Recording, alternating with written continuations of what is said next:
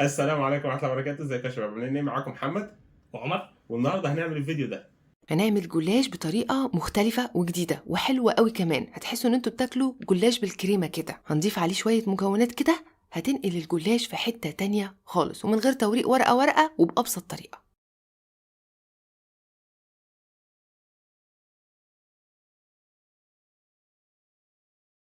بس قبل ما نبدأ الفيديو ما تنساش تصلي على النبي عليه افضل الصلاه والسلام. تدعي لاخواتنا في غزة والسودان وجميع الدول العربية، ربنا ينصرهم يا رب. ويلا بينا نبدأ الفيديو. يلا بينا. يلا بينا. أول حاجة هنبدأ بيها عشان نعمل الشربات هو إن إحنا هنحط كوباية ونص سكر، بعد كده نحط عليهم كوباية مية. بعد ما ابتدت تغلي معانا نبدأ نعصر عليها ليمونة، نص ليمونة مش ليمونة كاملة. بصوا يا جدعان، دي الصينية اهي وهوريكم هنعمل ازاي توريق. دوت يا جدعان الجلاش اهو، احنا جايين ماسكينه كده، احنا جايين تانيين كده، واحدة بس هنرفع شوية، واحدة كده، واحدة ايه العكس كده اهو، وبعد كده واحدة كده، واحدة ايه العكس، تمام، واحدة كده. انت شكلك جعان فبتكروت بس ماشي. لا ولا جعان ولا احنا شبعانين اهو كده بقت ايه مورقة. دلوقتي احنا ورقنا الجلاش، عملنا حبة بالطول وحبة بالعرض، تمام. وبعد كده نبدأ نسقسها بالسمنة، سير بقى نوريهم ان احنا بنتخن عمل. هتتخن عمل، احنا هنقعد في وبعد الفيديو. كده ايه هنبدأ ندخلهم، هاتني ولا بدخلها في كل ورقة.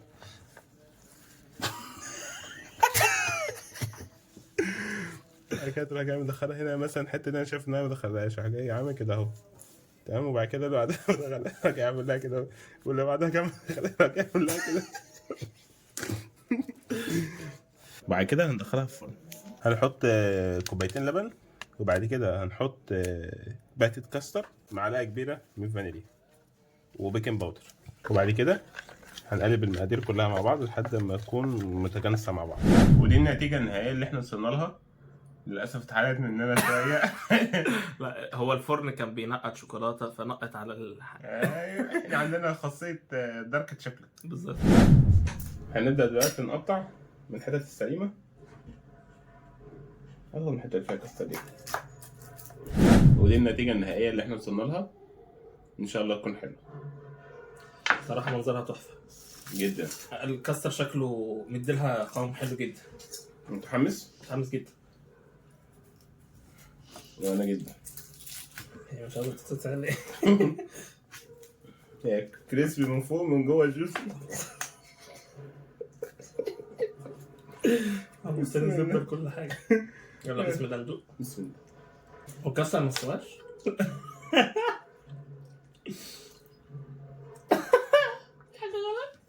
كله مش مستوي اصلا.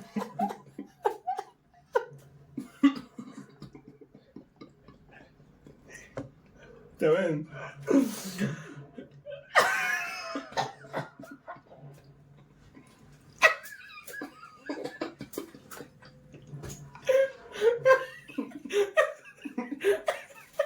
والله ده يسا، احنا مش شغال في الشوايه، احنا بنشغل الفرن من تحت.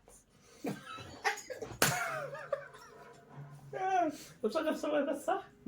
احنا بنشغل الفرن من تحت. طب والله العظيم كانت هتبقى حلوه لو استوت، لان انا حاسس لا مستوعب. ان انا حاسس ان فيها حاجة حلوة. بالظبط. المشكلة بصراحة ان احنا ما شغلناش الفرن، احنا شغلنا بس الشوايه اللي فوق. بالظبط. فلاقي الكريسبي من فوق ومن تحت. على الله. لا الفكرة بس ان هي من تحت مش مستوية احسن حاجة يعني. بس حاسين ان هي مشروع ناجح لو كانت Yeah. استوت كويس. يعني هي لو كانت ظبطت لا كانت هتبقى قمر خالص. هي طبعا مستويه شويه، بس للاسف شعور الدقيق والحاجات دي مع حاسس بيه. بس هي جميلة، كاستر جميل، كل حاجة جميلة بصراحة. تعالى نجرب نحط عليها افتكاسات ونشوفها ممكن تبقى حلوه. تعالى نحط عليها كريم شانتيه. نحط كريم شانتيه وموز.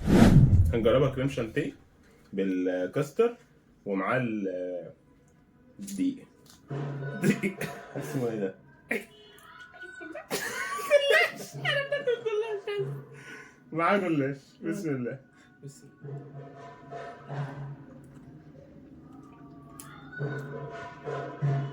كريم شانتيه بيحل اي حاجه. هو جميلة. هي تتاكل.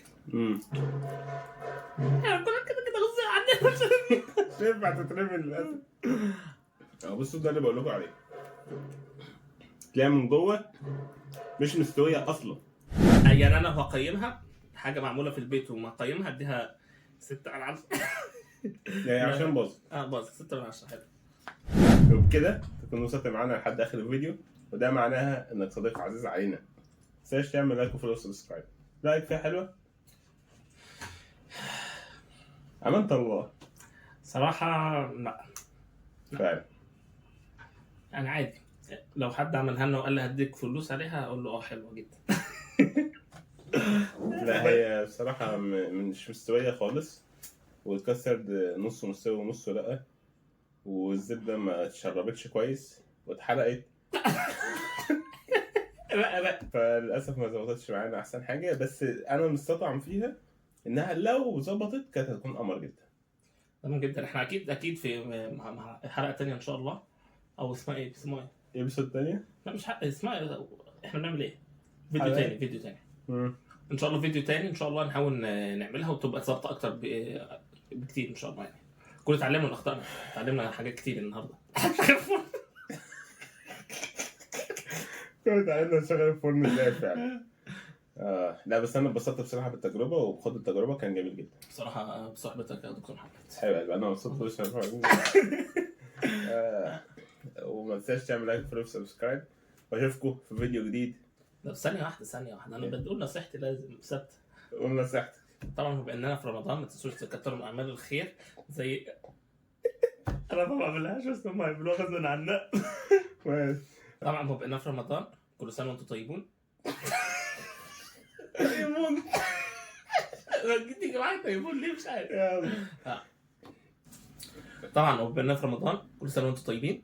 ما تنسوش تزودوا من اعمال الخير زي القيام وقراءة القرآن وزيارة الارحام. يلا بينا. سلام.